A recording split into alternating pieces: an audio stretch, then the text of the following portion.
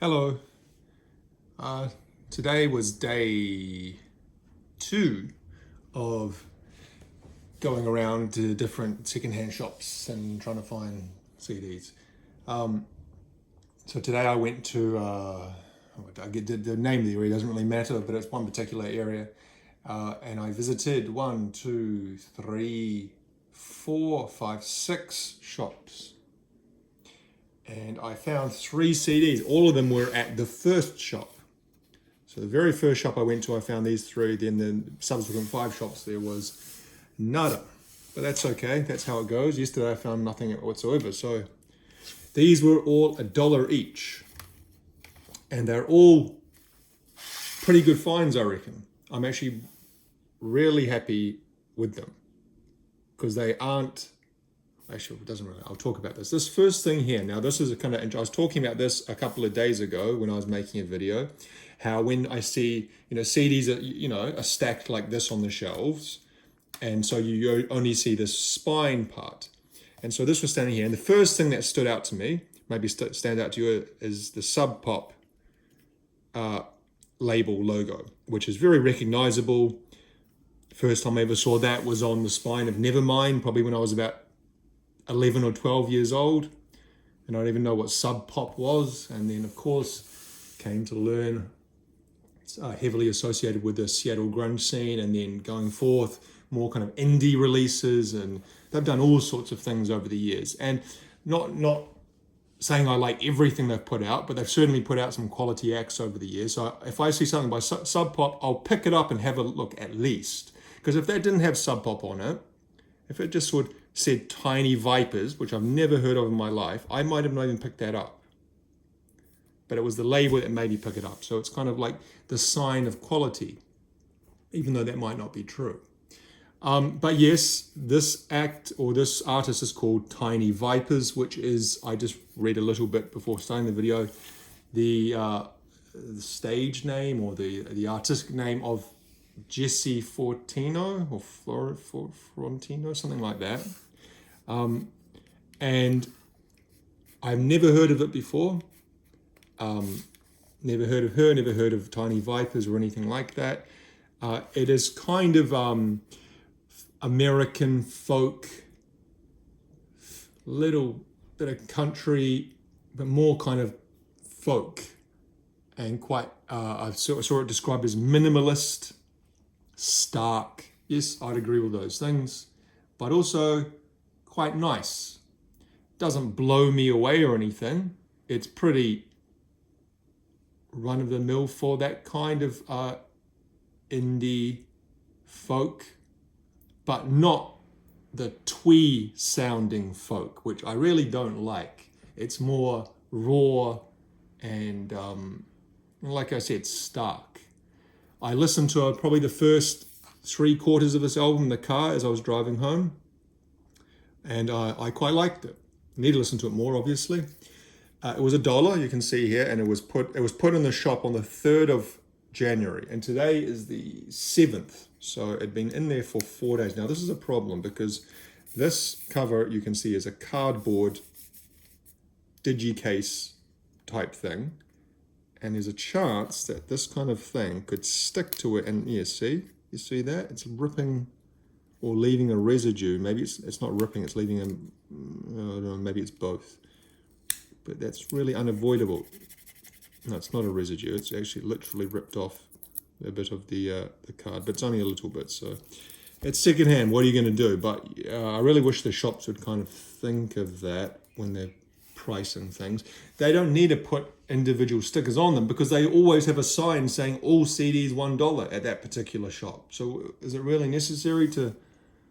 Maybe they want to put the date on it. I don't know. But anyway, it's quite a cool photo, album art. A lake at, I don't know, dusk or dawn. I'm not sure whether that's dusk or dawn, and I assume that is Tiny Vipers or whatever, Jessie. There she is with a lantern, like Bray Wyatt, if you've watched WWE when he was on it with his lantern. The booklets in here, again, can see kind of the sun just coming through, or maybe that's moonlight, I'm not sure. This is the side, I see. Oh, I don't know if it's actually with a lantern again. Going through the forest with a lantern, down the road with a lantern. Recorded by Chris Common. He's the producer at Red Room Recording in Seattle. So maybe Sub Pop is still closely tied to Seattle. I know they put out the Postal Service release, Ben Gibbard's side project that he did with Jimmy, was it Tamborino, in about 2004, which is 20 years ago. Fuck me. Seems like yesterday that album came out. Anyway, and Ben Gibbard's from Seattle as well. So maybe they still kind of focused on that Pacific Northwest area. I'm not sure. Music written and performed by, there it is, Jesse Fortino. Guitar accompaniment on the side and the downward by Ben Sisner. Produced by Jesse Fortino and Chris Common. Photography by David Belisley, who knows? See if she thanks anyone that I recognize. It's always interesting kind of reading through the thanks sometimes to see if there's a kind of a connection with another kind of artistic area that I'm familiar with, but no, I'm not seeing any names that jump out. I'm not reading everything. The record is dedicated to the people of Tibet and the struggle with Chinese occupation. So this was put out in 2007. That kind of seems like a bit like anachronistic now, doesn't it? Talking about free Tibet, that kind of seems to have seems like a done deal, doesn't it? I can't see China giving up Tibet in this current timeline. Can you? It would be like saying America give up, I don't know, New Mexico or Alaska or something like that. I actually taught some students from Tibet. This was years ago. This would have been about that same time, 2007-ish. It was quite a mixture. Some were very pro-China and were like, no free Tibet. We want to be part of China. No. And there were others that were quieter and they didn't want to say out loud, because this was in New Zealand I was teaching them. And it's kind of like a known thing that even overseas, Chinese citizens kind of have to watch what they say. I don't want to overstate it, because I think a lot of the stuff said and written about China and the CCP is kind of hysteria and over the top, and kind of people exaggerate. But in saying that, I've heard stories firsthand from students, international students who'd come to New Zealand to go to university, and they said someone would say something and they'd get a visit from, or a message from someone from the embassy or from the consulate saying, I don't know how to, anyway. So I'm saying is that maybe the Tibetan students that I taught were not, some of them, you could tell they wanted to say something, but they were just like, no comment, kind of like that. Now this is different. This little thing kind of slips over the top of it. It says in here, this is the front and this is the back. And this is supremely stupid design choice, in my opinion. So this has got the title of the artist and the album, which is also on the spine. Tiny Vipers, Hands Across the Void. But it also has the track listing. Campfire Resemblance, On This Side, Aaron, Forest on Fire, Shipwreck, Swastika, and The Downward. The track listing doesn't appear anywhere else on the release. It's not in the booklet as I just flick through. It's also not on the inside here. It's not on the disc itself. I don't think it's behind here. No, it's not. It's not behind here. And so you have to keep this stupid little fiddly thing and take it on and off every time you want to open the CD up. And of course, it's just like a piece of bloody paper. It's held together by, what you would imagine. Like this kind of things, you always come across them on boxes and books and things. They're not designed to last. And you can see this is very worn on the edges already. Well, not already. This was released in 2007, so this is, could be as old as, what's that, 13, 14, 15, 16, about 17 years old, so it could be that old.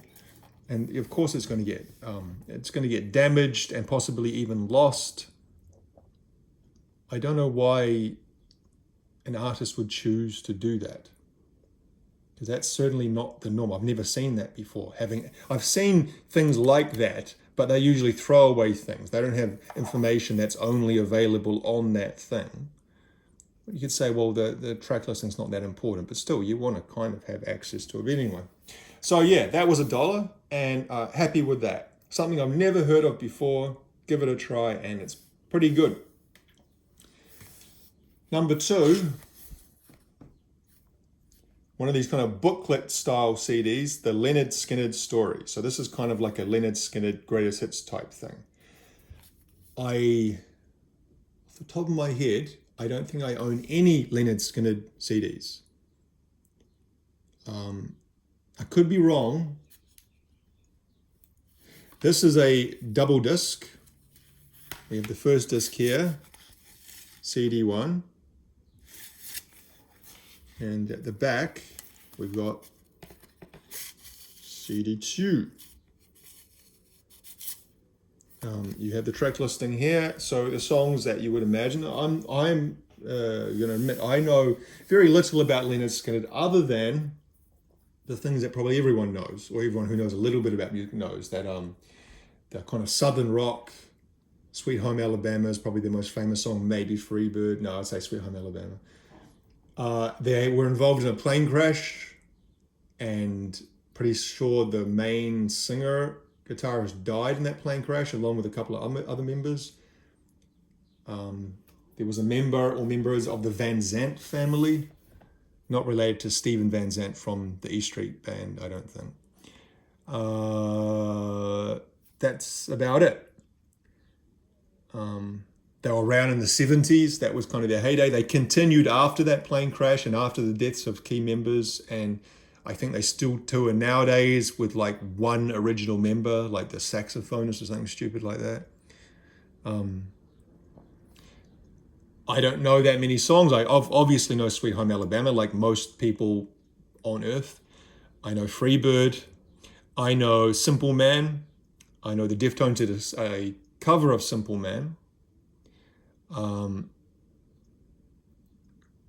Looking at these other songs, wasn't there another song called like Tuesday's Gone? Tuesday's something? I think Metallica did a cover of that.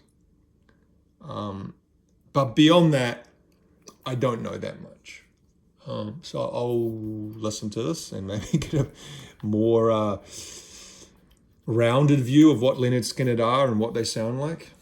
And you can see it also has some live versions on the second disc, which is always a waste of time, especially when it's a live version of a song that's already on it. They got Freebird and Freebird Live. The other one, I think they've only got once on there. But anyway, as then in the middle, it's got this kind of the little booklet thing, which I guess is kind of like an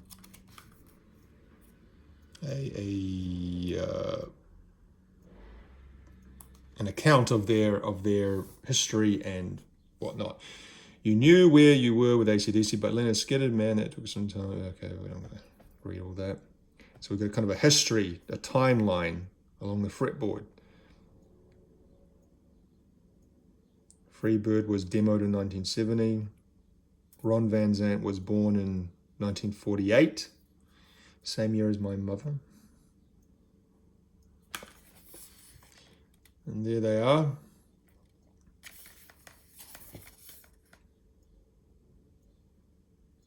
Okay, so 73 to 77, I guess that was their kind of their period, 4 years. The definitive Southern rock band.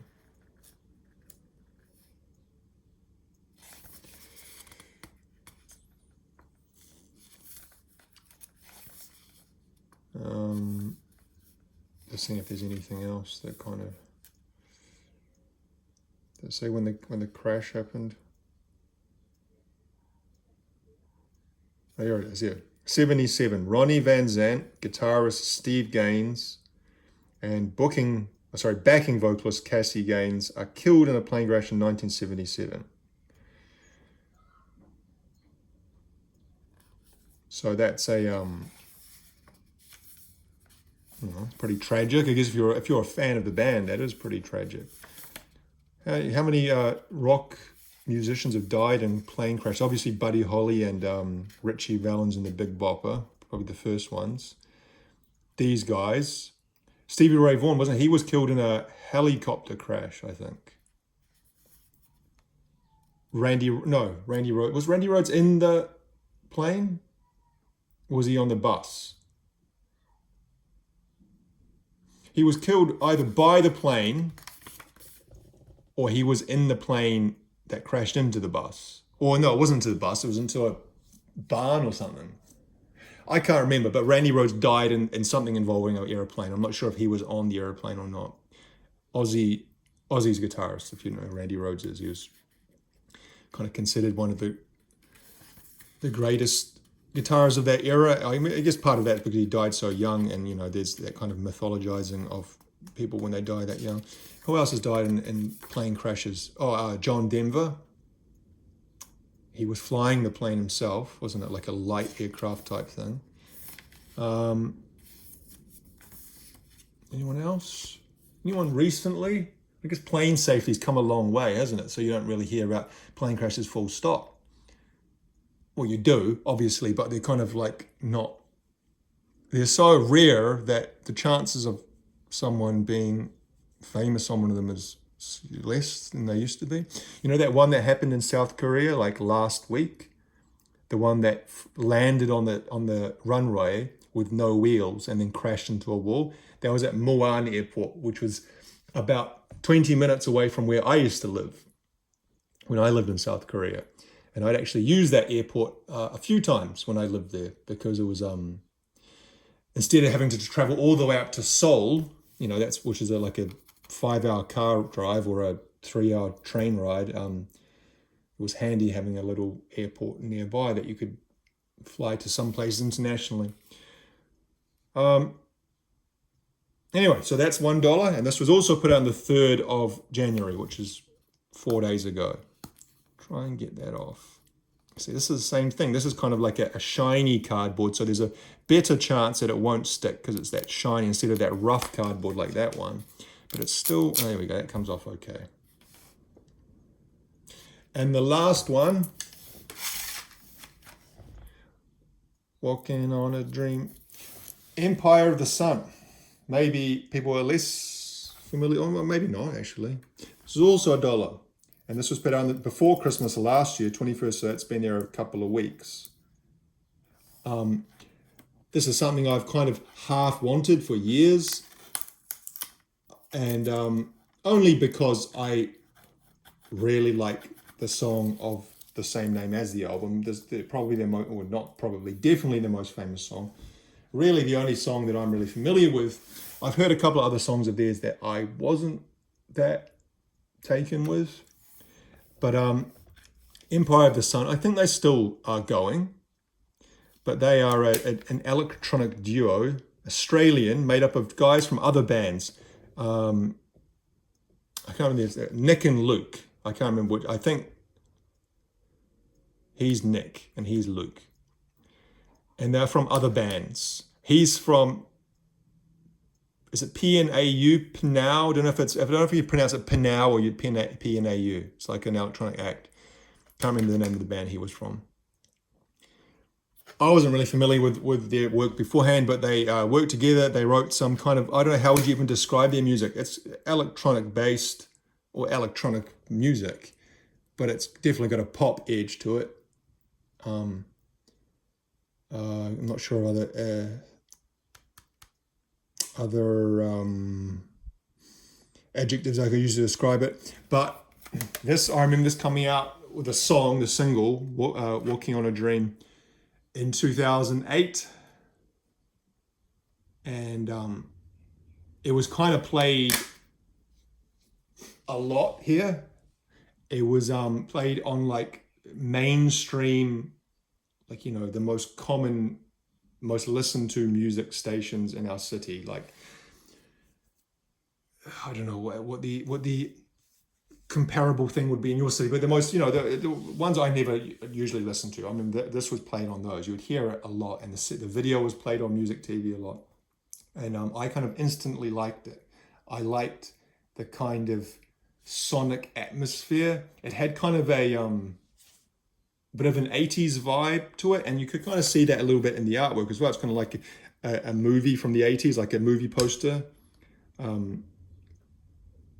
But it also had kind of like a I don't know how to describe it, why I like that song so much. It's got an 80s vibe, but it's also got something otherworldly. Kind of something, it has something that a lot of songs don't have, but it's kind of like almost like a timelessness. Maybe that's not the right word though, because it's not really timeless. But it's maybe otherworldly is the right word. It kind of takes me to another place when I hear it. Now, when you like a song, and sometimes songs come out and kind of really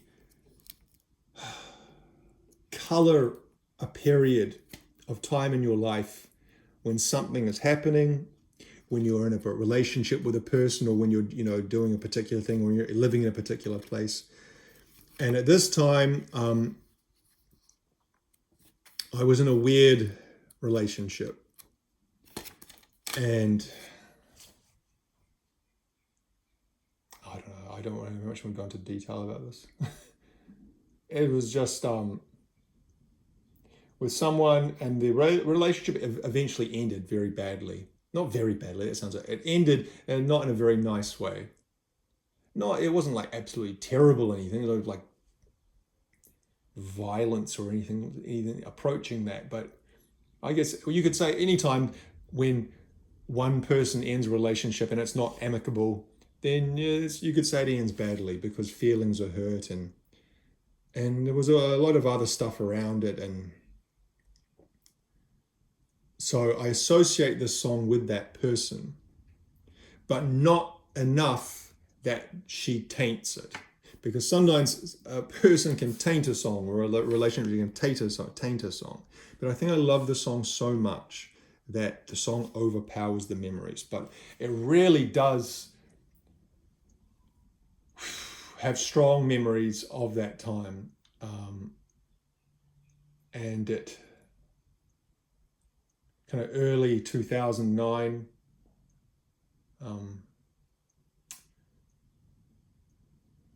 And yeah, I don't need to go into it, but I just want to, I guess, explain an example of how music can do that. It can really kind of like connect you. If I listen to the song, it brings you back to that time and that person, in the good ways and bad ways. But like I said, I like it enough that it doesn't taint it or color it too much. In the video, so I'm really only talking about the title song because I don't really know the other 9 songs on this, but I guess I'll be listening to them and saying how I do feel about them. But like I said, I think I heard, I don't know, kind of none of this names stick out to me. I've heard 1 or 2 others and I wasn't really that impressed. But the kind of the design, you can see what they're wearing there. That's what they wear in the video for Walking on a Dream. Kind of it's filmed in Shanghai. If you've ever been to Shanghai, you will recognize it around the kind of, what's that area down by the river or the water? There's a name. It's not a Chinese word. Anyway, they're geez, on the tip of my tongue. They're around that area, and then some on the back streets, and then you can see in the background I think it's that there, I don't even know the name of that tower in Shanghai. It's kind of that one there.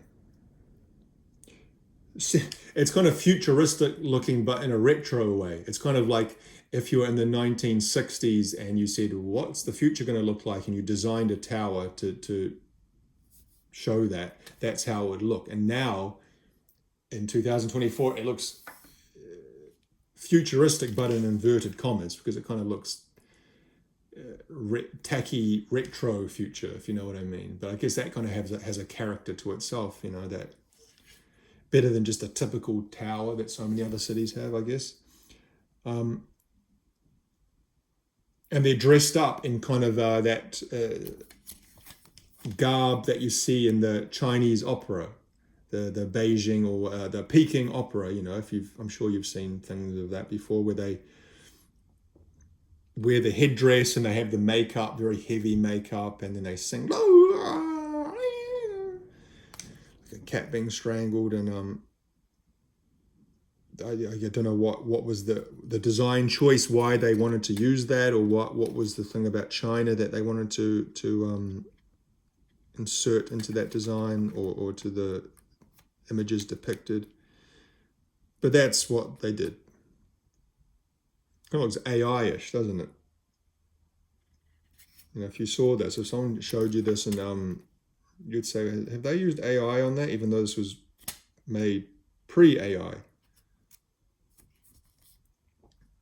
You know, people have very negative feelings about AI, don't they? In the visual arts sphere, especially, I find, which I understand. I kind of do as well. Like, I guess we haven't kind of crossed the Rubicon of the audio AI.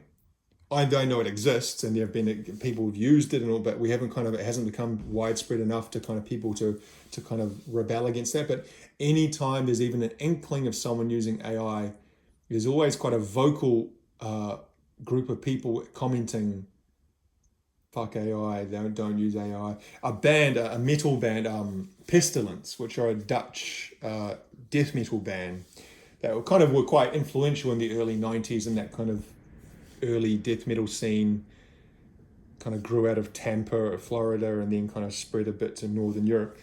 And their most recent release, they used AI, and maybe their previous one as well. And people shat all over it, saying, you know, how don't use it, it's fucking awful. And then the band, or the singer of the band, the main guy, kind of responded in this Facebook post. And didn't really make any kind of decent rebuttal. It just sounded like he was a bit hurt or a bit annoyed by the response. But yeah. Anyway, so that's pretty cool. So to carry on the list from yesterday, if you watched the previous video, so today's the 7th of the 1st, Tuesday, and I went to, the first one was a Salvation Army in Devonport, and then it was what was that one? No, was it? Yes, an SPCA, and then a hospice. And they got nothing. They're all from Devonport. That one got, what was it? Empire of the Sun. What was the other one? Lynyrd Skynyrd. Let's say LS, see if I remember what that means. And Tiny Vipers. Then I went up to Dekapuna, and I went to, I think it's another hospice store. And then Milford, another hospice store, and another SPCA store. It's a lot of these stores around in quite a small area. And all of those, that's Dekapuna, and that's Milford. Nothing. Those were $1 each. And so we are now, I'll redo this neatly, believe me. I've got 5 CDs this year, 7 days in, having spent $5. 5 for 5. That's pretty good. I'm not exactly sure where I'm going to go tomorrow, but I will be, I'm sure, looking in some other shops in other parts of Auckland. I've almost done the whole of my area, the North Shore. There's a few others I could do, but I can kind of do them anytime, so I'm not in a rush to do those. So yeah, might move to another part of Auckland, start looking tomorrow. Anyway, almost 30 minutes, so we'll leave it there. Thank you for watching.